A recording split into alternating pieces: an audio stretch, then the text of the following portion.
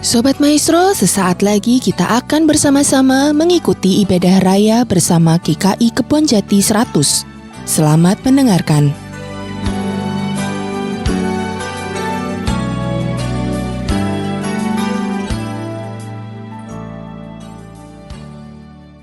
Umat yang terkasih, mari kita menyatukan hati dan pikiran kita untuk memasuki kebaktian hari ini. Semoga kerinduan kita untuk bersekutu bersama secara fisik dapat kita rasakan kembali sesuai rancangan Tuhan. Sekarang mari kita naikkan rasa syukur kita kepada Allah atas segala perlindungan dan penyertaan-Nya. Mari kita ungkapkan syukur kita secara berbalasan. Dari terbitnya matahari sampai kepada terbenamnya, terpujilah nama Tuhan. tidak ada seorang pun yang dilupakan Allah. Bahkan rambut di kepalamu pun terhitung semuanya. Karena itu jangan takut. Karena kita sangat berharga di mata Allah. Masuklah ke pintu gerbangnya dengan kidung yang merdu. Penuhi pelatarannya dengan puji-pujian. Jangan takut dan gentar, sebab Ia beserta kita.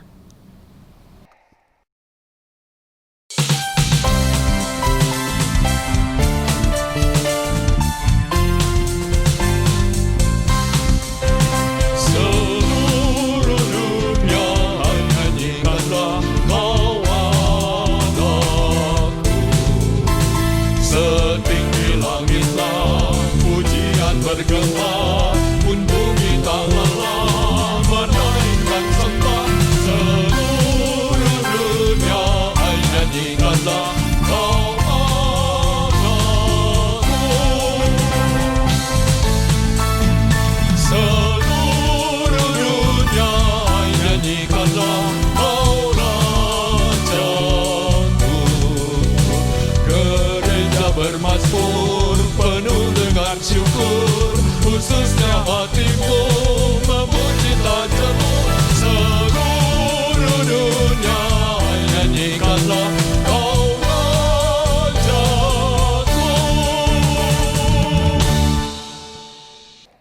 Pertolongan kita di dalam nama Tuhan yang menciptakan langit dan bumi, yang kasih setianya kekal untuk selama-lamanya.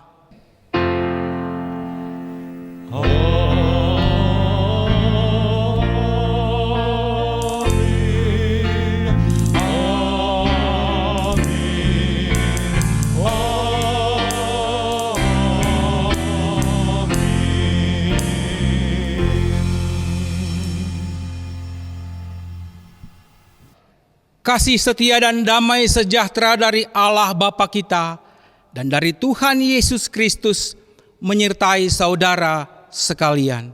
Dan menyertai saudara juga. Umat yang dikasihi Tuhan, di dunia ini kita mengenal hukum tabur tuai, suatu hukum sebab akibat. Apa yang kita lakukan akan berdampak terhadap apa yang akan kita terima kemudian. Baik itu hal yang baik maupun hal yang buruk. Semua tergantung terhadap apa yang kita lakukan sebelumnya. Namun, apakah pemahaman ini sesuai dengan yang Tuhan ajarkan kepada kita? Karena kita sering mendengar bahwa Tuhan menghendaki agar segala sesuatu yang kita lakukan seharusnya didasari oleh ketulusan. Setulus Bapa mencintai kita. Oleh sebab itu, mari hari ini kita sama-sama belajar tentang upah sebagai pengikut Kristus di dalam kebaktian pengajaran hari ini. Bukan sekedar upah. Itu tema ibadah kita pada hari ini. Upah yang bukan sekedar upah biasa, tetapi upah yang melebihi dari ekspektasi kita. Sebagai informasi, seusai kebaktian pengajaran kita hari ini, akan diadakan sesi tanya jawab yang akan dilakukan secara live melalui aplikasi Zoom pukul 8 pagi, yang juga bisa diikuti melalui YouTube channel GKI Kebonjati. Link Zoom dan YouTube dapat dilihat di bagian akhir kebaktian di layar Bapak Ibu Saudara sekalian. Sekarang, mari kita naikkan pujian Allah hadir bagi kita. Oke, Kak.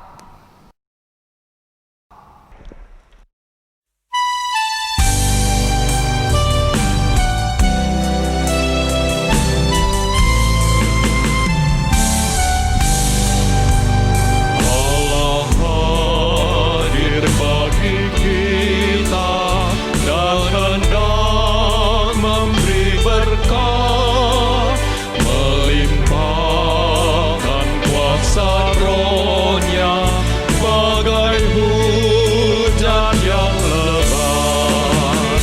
Dengan Roh Kudus ya Tuhan, umat-Mu berhatilah, baharui hati kami, oh curahkan kurnia.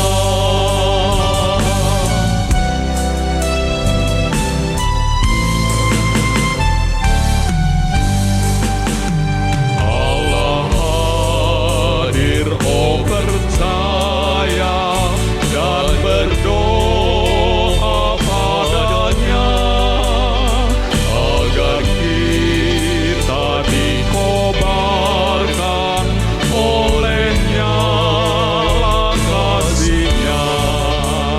Dengan Roh Kudus ya Tuhan, umat-Mu berkatilah, baharui hati kami, oh curahkan kurnia.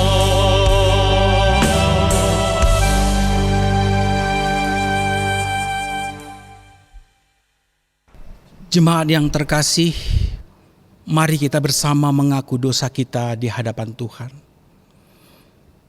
Mari kita berlutut di hadapan Allah, mengaku segala kelemahan kita.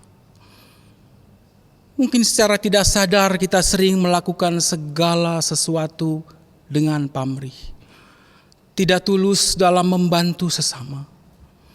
Karena itu, mari hening sejenak dan masing-masing kita mengaku diri di hadapan Tuhan. Mari kita berdoa secara pribadi.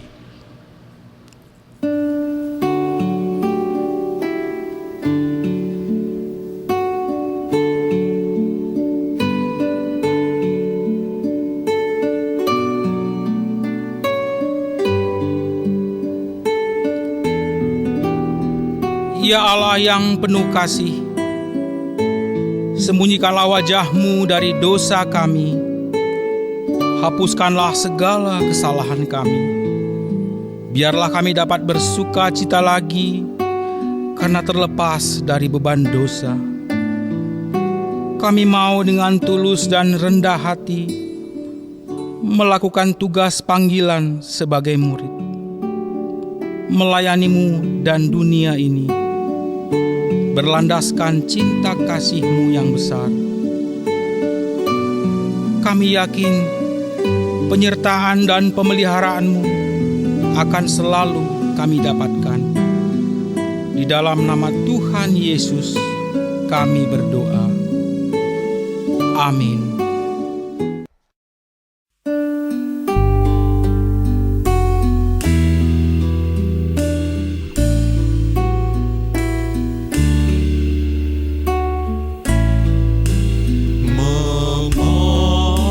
Memandang salib Rajaku yang mati untuk dunia, ku rasa hancur tongkatku dan harta hilang harganya.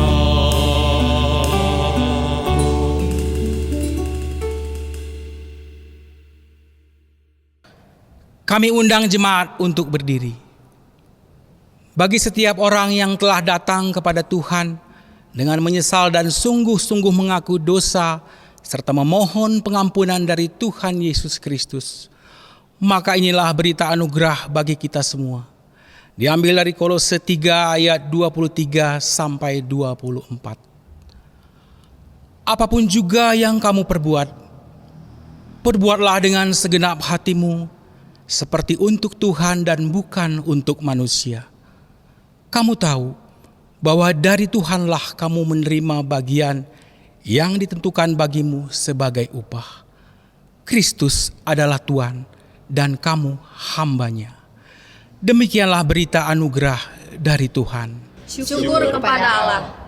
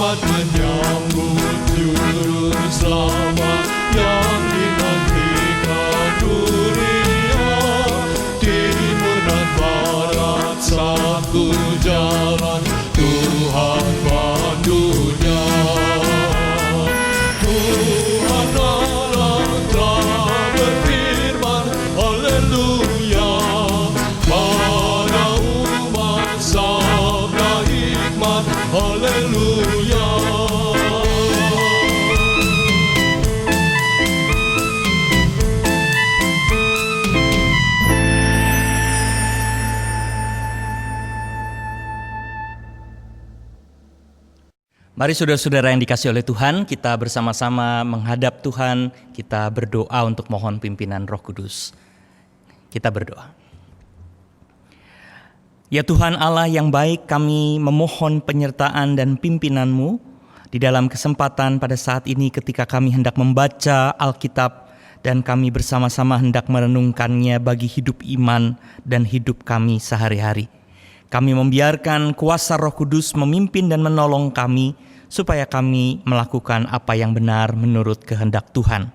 Di dalam nama Tuhan Yesus Kristus kami berdoa. Amin.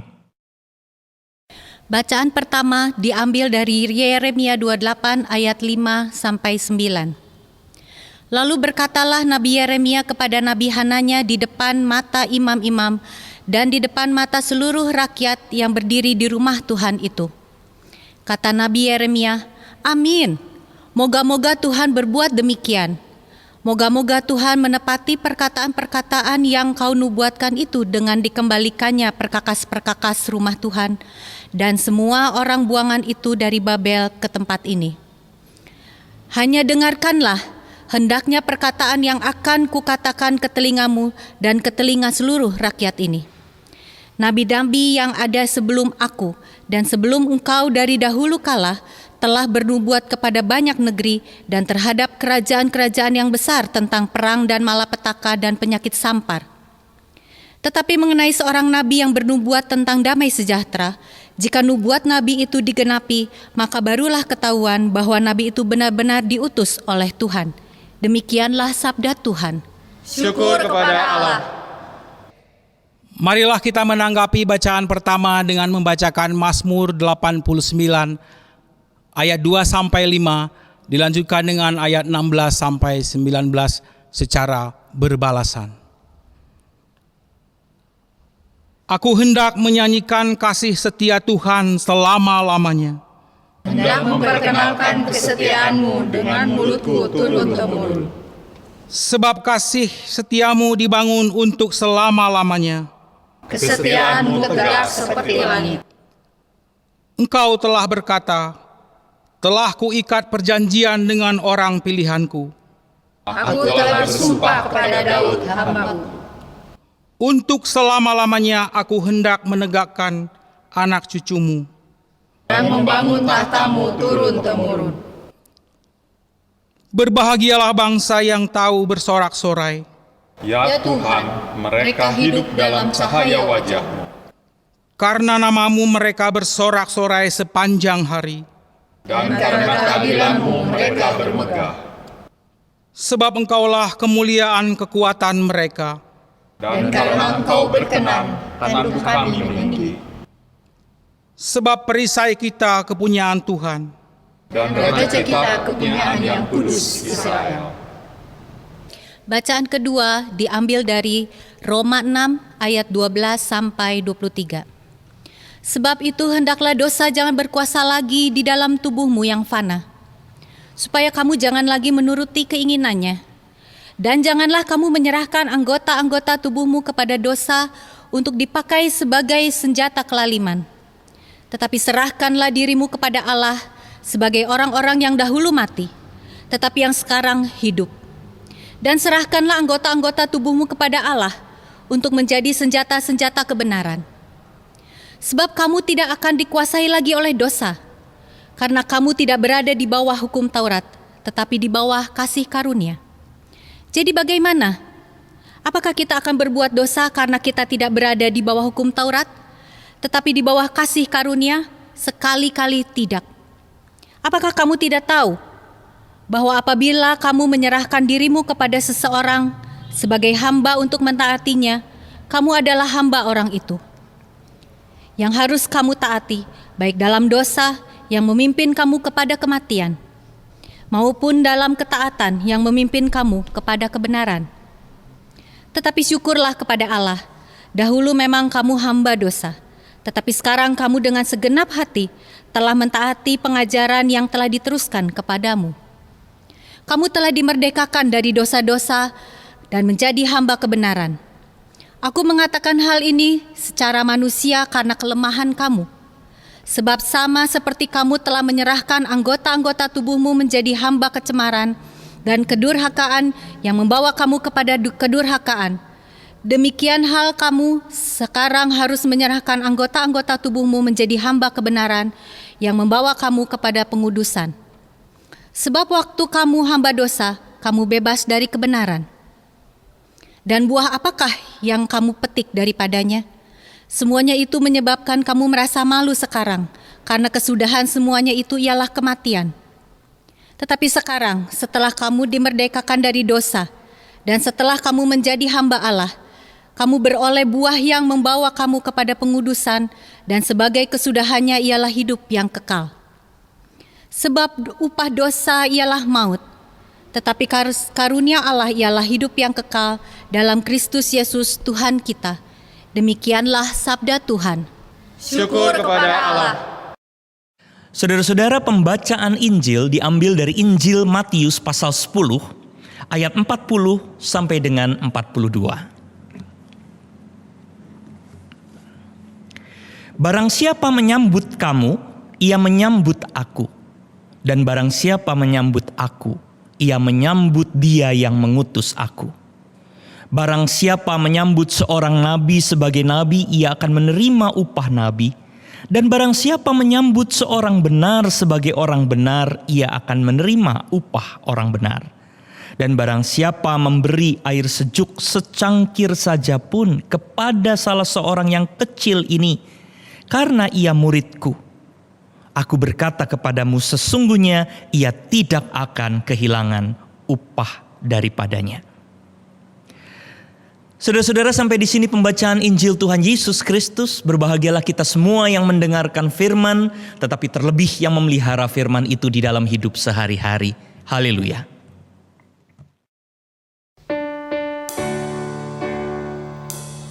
Haleluya, haleluya, haleluya.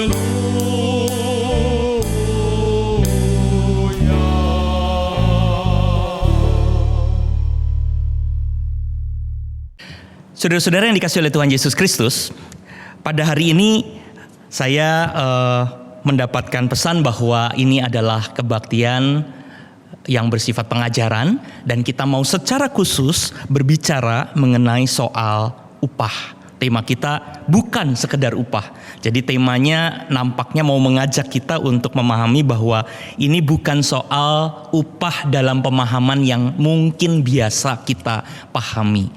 Saudara-saudara, saya mau masuk justru di situ ya. Apa yang mungkin biasa kita pahami? Saya tidak tahu apakah saudara-saudara berpikir sama dengan saya, tetapi kalau kita berbicara tentang upah, bicara tentang sebuah penghargaan, reward, maka hal tercepat yang mungkin membuat kita connect adalah sebuah bentuk dari transaksi. Jadi bagaimana kita melakukan sesuatu dan kemudian kita akan mendapatkan upah yang sesuai dengan apa yang kita kerjakan. Saya jadi ingat saudara-saudara di dalam sebuah percakapan wawancara calon pegawai di tempat kami, di tempat saya bekerja dan melayani saat ini Universitas Kristen Duta Wacana. Kami pernah mewawancarai seseorang yang akan dan berminat untuk bekerja sampai kemudian di titik di mana kami membicarakan upah. Kemudian saya tidak pernah lupa wajahnya berubah ketika mendengar upah yang ditawarkan, karena barangkali upahnya terlalu kecil dan tidak atau di luar harapan yang ia pikirkan, sehingga kemudian ia menjadi sangat kecewa. Nampak sekali dalam wajahnya. Tapi saya memahami dengan baik bahwa hal-hal seperti ini adalah hal yang wajar begitu ya. Orang mendapatkan upah atau berharap tentang upah dengan apa yang ia pikirkan, dengan apa yang ia kerjakan, dan bagaimana ia kemudian bisa merasa cocok atau tidak. Toh di dalam Injil Matius pasal 10 ayat 40 sampai dengan 42, kita juga melihat bagaimana Tuhan Yesus menyebutkan itu. Barang siapa menyambut nabi, barang siapa menyambut seseorang yang benar sebagai orang yang benar, ia akan menerima upah orang benar. Jadi memang ada semacam transaksi di sini ya, apa yang kita kerjakan yang kemudian apa yang kemudian kita dapatkan. Nah, saudara-saudara, itulah yang barangkali kita pikirkan. Nah, karena itu kita kemudian akan mulai berpikir tentang apakah yang kita terima sepadan dengan apa yang kita kerjakan. Saudara-saudara, saya tidak mau mengatakan itu salah karena itu adalah salah satu hal yang sangat wajar dan bisa kita mengerti dengan baik. Dan Tuhan Yesus juga bilang begitu. Kalau kita melakukan sesuatu yang baik dan benar, kita akan menerima upah yang juga baik dan benar. Tapi saudara-saudara, supaya kita juga bisa mendalami tema ini bukan sekedar upah biasa, bukan sekedar hanya persoalan transaksional, maka mungkin kita perlu melihatnya dengan cara yang tidak hanya seperti itu. Ada cara yang lain yang bisa kita coba lihat dan bayangkan dalam sebuah karya dan kerja. Saudara-saudara, barangkali saudara-saudara pernah mendengar bahkan mungkin menjalankan sebuah training seperti ini, di mana orang tidak hanya bekerja melulu pada persoalan apa yang ia dapatkan. Sekali lagi saudara-saudara, apa yang ingin kita dapatkan, penghargaan dan upah yang kita mau dapatkan itu adalah sesuatu yang wajar ya, bukan salah. Tetapi orang tidak hanya melulu pada persoalan itu. Di dalam dunia kerja dan di dalam karya profesional ada yang disebut di mana orang bekerja karena dia mempunyai nilai dasar yang dia perjuangkan. Dia melakukan sesuatu karena dia mempunyai visi yang kuat yang ia mau capai dan ia tuju dengan serius. Nilai dan visi itu menjadi kekuatan yang luar biasa, yang mendorong orang berkarya dengan sangat luar biasa, membuat orang melihat sesuatu yang ia kerjakan dengan sangat serius, melampaui persoalan transaksi, melampaui persoalan apakah saya akan mendapat penghargaan seperti apa. Nah, saudara-saudara, biasanya orang-orang seperti ini bisa ditemui di para seniman. Meskipun tidak semua, saya yakin saudara-saudara, tetapi para seniman tidak menempatkan penghargaan dan upah di awal, tetapi ia menempatkan dulu nilai dan visi yang ia mau capai sebagai sesuatu yang jauh lebih besar. Upah penghargaan adalah sesuatu yang mengikuti secara otomatis di dalamnya. Nah, saudara-saudara yang dikasihi oleh Tuhan, mari sekarang kita melihat teks bacaan kita. Saya akan mulai dari Injil Matius pasal 10. Saudara-saudara, kalau kita melihat Matius 10 dan bukan hanya dari ayat 40, tetapi juga dari ayat sebelumnya. Sebenarnya ini adalah bacaan minggu lalu, saudara-saudara. Di dalam teks Matius 10 ini, pada awalnya fokus pertama bukan pada soal upah. Fokus pertama adalah soal bagaimana Tuhan Yesus mengajarkan para murid untuk memiliki sikap iman yang benar. Dan sikap iman yang benar, jikalau kita membaca ya dalam ayat 34 sampai dengan 39, kita melihat Tuhan Yesus mendorong mereka untuk betul-betul berupaya menghadirkan cinta kasih secara luas. Ketika Tuhan Yesus bilang bagaimana para murid diajak untuk tidak hanya mengasihi orang tuanya, saudara-saudara jangan salah paham, karena ayat-ayat ini bukan berarti mau mengajarkan kita untuk membenci orang tua, tetapi ayat-ayat ini menunjukkan bagaimana Tuhan Yesus mengajak para murid menghadirkan cinta yang melampaui hal-hal yang biasa, melampaui apa yang mungkin menjadi kepentingannya, melampaui keluarganya sendiri, karena cinta kasih, karena tugas keberadaan orang yang menghadirkan nilai-nilai kerajaan sorga adalah orang-orang yang mampu betul-betul menghadirkan keluasan cinta kasih untuk banyak orang, kebenaran, kehidupan, dan kemanusiaan untuk banyak orang. Dan kemudian kita menghadirkan sebuah kehidupan yang baru, kehidupan yang kuat, kehidupan yang menyenangkan dan menghidupi kehendak Allah. Saudara-saudara, kalau kita melihat itu, maka kita mendengar dan membaca bagaimana Tuhan Yesus menekankan soal nilai dan visi yang baru kepada para muridnya tentang bagaimana mereka seharusnya hidup dan melayani. Bagaimana seharusnya sikap iman mereka bangun bersama-sama. Saudara-saudara, di dalam ayat 40 sampai dengan 42 yang tadi kita baca, maka ketika Tuhan Yesus berbicara bagaimana para murid seharusnya menyambut Kristus yang adalah sama seperti menyambut Allah Bapa, menyambut para nabi yang berbicara tentang kebenaran-kebenaran yang datang dari Allah, menyambut orang benar, di mana kita berarti menyambut suara kebenaran dari Roh Kudus, menyambut orang-orang kecil yang sebenarnya di dalam ayat ini menunjuk kepada para murid Kristus yang menyampaikan pengajaran-pengajaran Kristus.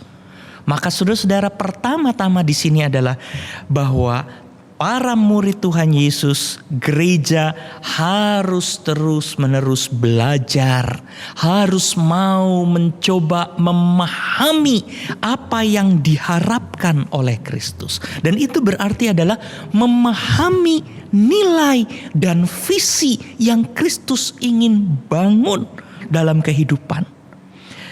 Kita diajak untuk menyambut, itu berarti pertama-tama adalah bagaimana kita mencoba untuk hidup dengan nilai dan visi Kristus, di mana kita mencoba untuk menghadirkan kebenaran, menghadirkan kehidupan, menghadirkan kemanusiaan, menghadirkan cinta kasih yang kokoh, yang kuat. Dan ini sama sekali tidak berbicara mengenai soal diri sendiri, tidak berbicara tentang bagaimana kita sekedar membayangkan apa yang akan menguntungkan diri kita. Ini bukan berbicara pertama-tama soal upah yang ingin kita dapatkan sebanyak-banyaknya.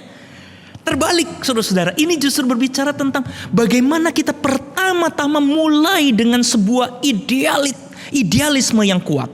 Mulai dengan kita tahu apa yang kita mau perjuangkan melampaui apapun. Menjadi sesuatu yang sangat serius dalam kehidupan kita, di mana kita memperjuangkan hidup yang benar. Tadi saudara-saudara di dalam surat Roma pasalnya yang ke-6 yang kita baca, Paulus kan mencoba mengingatkan kita semua bahwa kita ini adalah orang yang menjadi hamba kebenaran. Dan hamba kebenaran akan melakukan kebenaran. Seorang hamba kebenaran, dia memiliki nilai dasar tentang kebenaran dalam hidupnya sendiri. Dia tidak melakukan sesuatu yang salah, karena begitu dia melakukan yang salah berarti dia bukanlah hamba kebenaran. Dan Paulus mengingatkan gereja bahwa gereja itu adalah hamba kebenaran.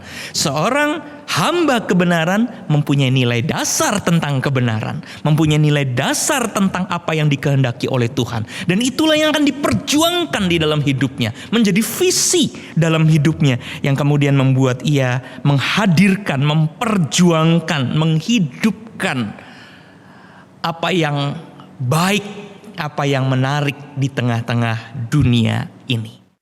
Nah, saudara-saudara, disinilah sekarang kita bisa memahami konsep upah.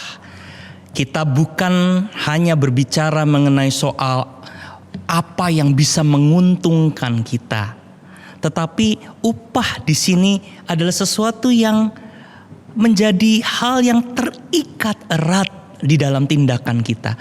Ketika nilai dan visi ilahi kita perjuangkan, maka kita akan hidup di dalam kebenaran dan perlindungan Sang Ilahi tersebut. Di dalam surat Roma, kembali lagi saya tekankan, ketika Paulus mengatakan ketika kita menjadi hamba kebenaran, maka kita hidup di dalam kebenaran. Kalau saya mau tunjukkan sebentar saudara-saudara di dalam Injil Matius pasal 10 ayat 32 dan 33, saya akan bacakan. Saudara-saudara bisa melihat itu dengan baik. Setiap orang yang mengakui aku, kata Tuhan Yesus, di depan manusia, aku juga akan mengakuinya di depan Bapakku yang di sorga. Tetapi barang siapa menyangkal aku di depan manusia, aku juga akan menyangkalnya di depan Bapakku yang di sorga.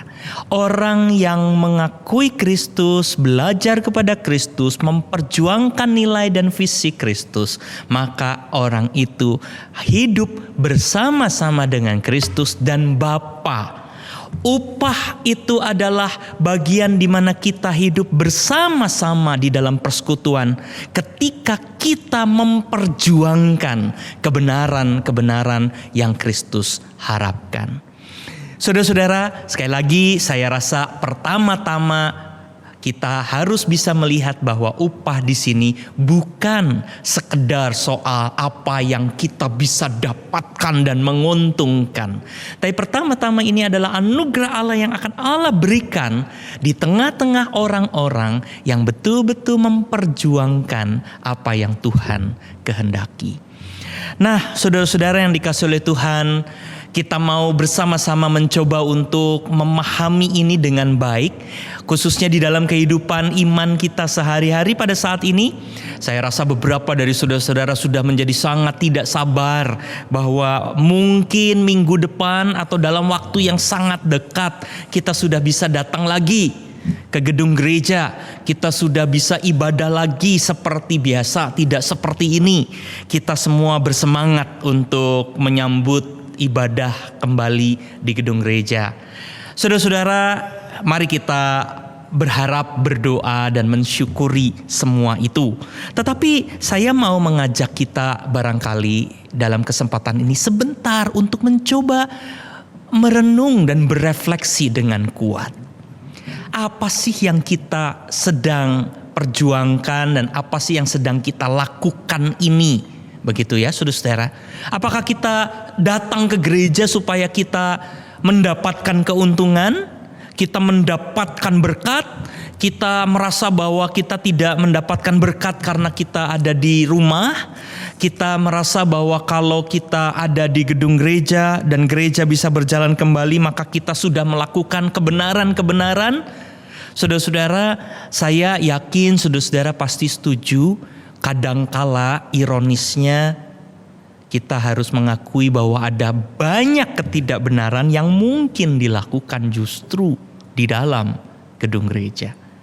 Barangkali ada banyak juga ketidakbenaran, ketidakbaikan, kekurangan cinta kasih justru di tengah-tengah hiruk pikuk tindak tanduk dan perilaku orang-orang di dalam aktivitas gerejawi. Karena itu barangkali bukan berarti kita tidak perlu kembali ke gedung gereja dan kita tidak perlu menyambutnya dengan gembira. Sambutlah kesempatan itu kembali dengan sukacita, betul. Tetapi marilah kita coba hayati dengan serius bahwa ketika kita kembali ke gedung gereja, kita mengekspresikan kembali iman kita melalui liturgi dan ibadah-ibadah yang kita selenggarakan. Tapi itu betul-betul didasari oleh kesungguhan kita. Karena kita tahu kita mengekspresikan nilai dan visi seperti apa dalam hidup kita. Ketika kita datang ke gedung gereja, kita semua bersama-sama sadar betul bahwa kita mengekspresikan kesungguhan kita karena kita tahu apa yang kita mau perbaiki, apa yang mau kita perjuangkan dalam hidup iman di tengah keluarga dan di tengah pekerjaan atau di tengah masyarakat. Kita semua mengerti dengan baik apa yang kita perjuangkan dalam hidup.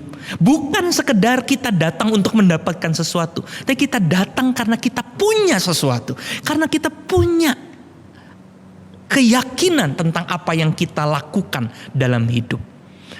Kalau ada yang diantara kita yang mengatakan, loh kan kita tidak sempurna, kita semua mau belajar. Benar, kita datang ke gedung gereja karena kita ingin belajar. Sama kuatnya seperti kita sekarang juga belajar melalui media online.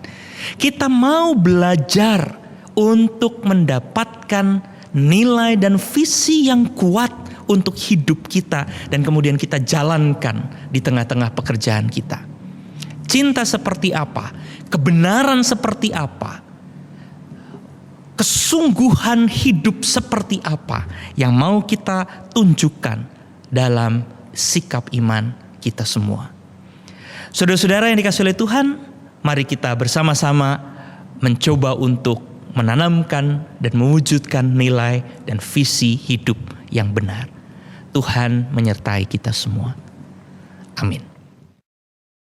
Marilah kita bersama dengan umat Allah di masa lalu, masa kini dan masa yang akan datang, kita mengikrarkan pengakuan iman rasuli demikian. Aku percaya kepada Allah, Bapa yang Maha Kuasa, Halik langit dan bumi, dan kepada Yesus Kristus, anaknya yang tunggal Tuhan kita, yang dikandung dari Roh Kudus, lahir dari anak darah Maria, yang menderita sengsara di bawah pemerintahan Pontius Pilatus, disalibkan, mati dan dikuburkan, turun ke dalam kerajaan maut. Pada hari yang ketiga, bangkit pula dari antara orang mati, naik ke sorga, duduk di sebelah kanan Allah, Bapa yang Maha Kuasa. Dan dari sana ia akan datang untuk menghakimi orang yang hidup dan yang mati. Aku percaya kepada Roh Kudus, gereja yang kudus dan am, persekutuan orang kudus, pengampunan dosa, kebangkitan orang mati, dan hidup yang kekal. Amin. Mari kita berdoa. Ya Tuhan Allah yang baik, kami memohon pimpinan Roh Kudus agar kami semua dituntun oleh Tuhan untuk menjalankan sikap iman yang berkenan di hadapan Tuhan. Biarlah kami, orang-orang yang mengaku percaya kepada Tuhan, benar-benar hidup bersama-sama dengan Engkau, dan kami benar-benar merasakan apa yang seharusnya dan apa yang benar menurut kehendak Tuhan. Kami pada saat ini memohon agar gereja Tuhan diberikan kemampuan untuk memperjuangkan nilai dan visi seperti yang Tuhan harapkan di dalam hidup. Berikanlah kepada kami kesungguhan untuk kami memiliki kekuatan mewujudkan dan menjaga kehendak-Mu. Dan ketika kami hidup di dalam kebenaran dan kesesuaian dengan kehendak Tuhan, maka kami memang benar-benar juga hidup seperti dan menerima apa yang Tuhan anugerahkan kepada kami. Pada saat ini kami mau bersama-sama berdoa khususnya di dalam mempersiapkan kembali ibadah di gedung gereja. Ya Tuhan, kami memohon hikmat dan kebijakan dari Tuhan sendiri kepada kami semua, agar kami dapat melihat ini bukan hanya sebagai sebuah bentuk dari kegembiraan tanpa kebijaksanaan dan kewaspadaan, tetapi kami sungguh-sungguh menyambut ini sebagai sebuah tanggung jawab. Karena itu Tuhan, tolonglah agar kami dapat mempersiapkan diri dengan baik. Kami boleh mempersiapkan segala sesuatu termasuk prosedur yang harus dipenuhi dengan bertanggung jawab. Ketika kami datang, maka kami juga sungguh-sungguh datang dengan kesungguhan dan kemampuan untuk bisa melihat apa yang Tuhan harapkan, apa yang Tuhan kehendaki, di mana kami harus terus-menerus belajar mengenali kehendak Tuhan. Kami mau berdoa bagi anggota jemaat dan simpatisan jemaat yang mungkin tidak atau belum bisa datang karena berbagai hal, karena berbagai keadaan. Tuhan juga menyertai khususnya untuk anggota jemaat dan simpatisan jemaat yang ada dalam usia lanjut, mereka yang masih anak-anak, mereka yang masih ada di dalam keadaan rentan karena sakit yang mereka alami. Tuhan menyertai mereka semua dan memberikan kekuatan, keyakinan bahwa kebenaran dan kesungguhan hidup iman bukan hanya ditentukan melalui wujud kehadiran fisik di gedung gereja saja, tetapi kesungguhan kita semua orang-orang yang percaya untuk benar-benar mencoba memahami dan mewujudkan kehendak Tuhan dalam hidup sehari-hari kami. Karena itu ya Tuhan, kami juga mau mengingat dan berdoa bagi banyak orang yang mengalami kesusahan karena keadaan saat ini. Mereka yang ada di dalam persoalan-persoalan ekonomi, persoalan-persoalan di tengah rumah tangga mereka. Tuhan, hadirlah di tengah hidup mereka. Tuhan, berikanlah kekuatan kepada mereka dan mampukanlah mereka untuk tetap memiliki nilai Kristiani dan visi hidup yang kuat, tetap menjalankan apa yang Tuhan kehendaki. Tuhan bekerja melalui gereja sehingga gereja juga dapat menghadirkan pelayanan-pelayanan yang penuh dengan cinta kasih, menguatkan dan menolong mereka yang membutuhkan. Karena itulah kesungguhan kami semua untuk mewujudkan kehendak Tuhan, dan pada saat kami melakukan kebenaran, maka biarlah apa yang baik dan benar yang datang dari Tuhan melingkupi kehidupan kami semua. Ya Tuhan, ada banyak hal yang ingin kami sampaikan, tapi kami percaya Tuhan, Engkau mendengar setiap doa-doa kami. Karena itu kami panjatkan doa-doa ini hanya di dalam nama Tuhan Yesus Kristus. Amin. Marilah kita memberikan persembahan syukur kita kepada Tuhan dengan mengingat firman-Nya dalam Matius 6 ayat 2. Jadi, apabila engkau memberi sedekah, janganlah engkau mencanangkan hal itu, seperti yang dilakukan orang munafik di rumah-rumah ibadat dan di lorong-lorong, supaya mereka dipuji orang. Aku berkata kepadamu, sesungguhnya mereka sudah mendapat upahnya. Bagi Bapak Ibu Saudara, persembahan dapat diberikan melalui transfer maupun melalui QR Code seperti yang tertera di layar.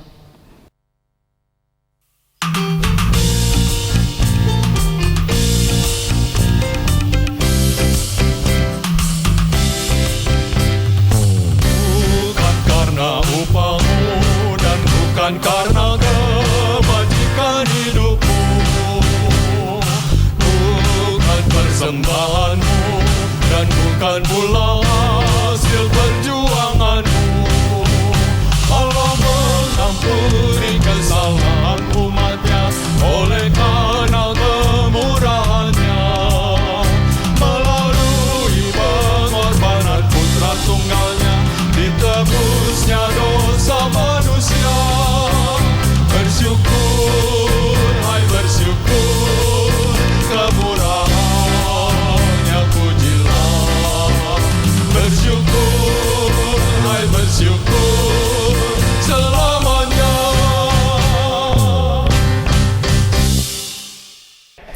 Mari kita bawa persembahan syukur kita dalam doa.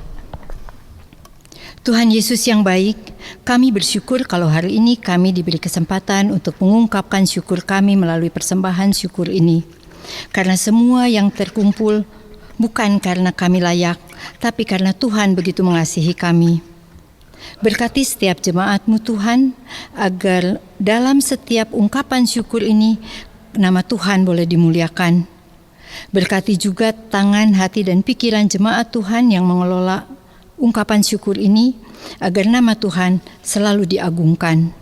Dalam nama Tuhan Yesus Kristus kami berdoa dan bersyukur. Amin. Saudara-saudara yang dikasihi oleh Tuhan, pulanglah dengan damai sejahtera. Biarkanlah nilai dan visi yang dikaruniakan oleh Roh Kudus kepada kita semua mewarnai seluruh hidup dan pelayanan kita. Terimalah berkat dari Tuhan. Kiranya kasih karunia dari Tuhan Yesus Kristus yang adalah kasih Allah Bapa dan persekutuan bersama-sama dengan Roh Kudus menyertai saudara sekalian. Amin.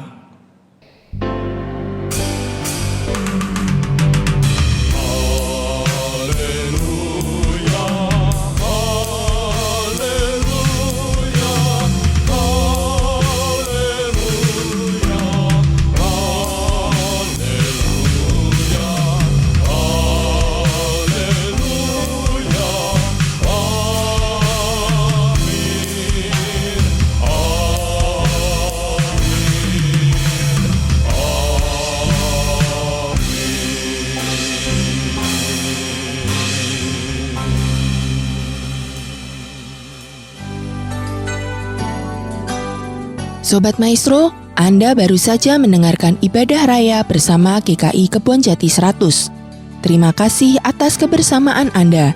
Selamat hari Minggu dan Tuhan Yesus memberkati.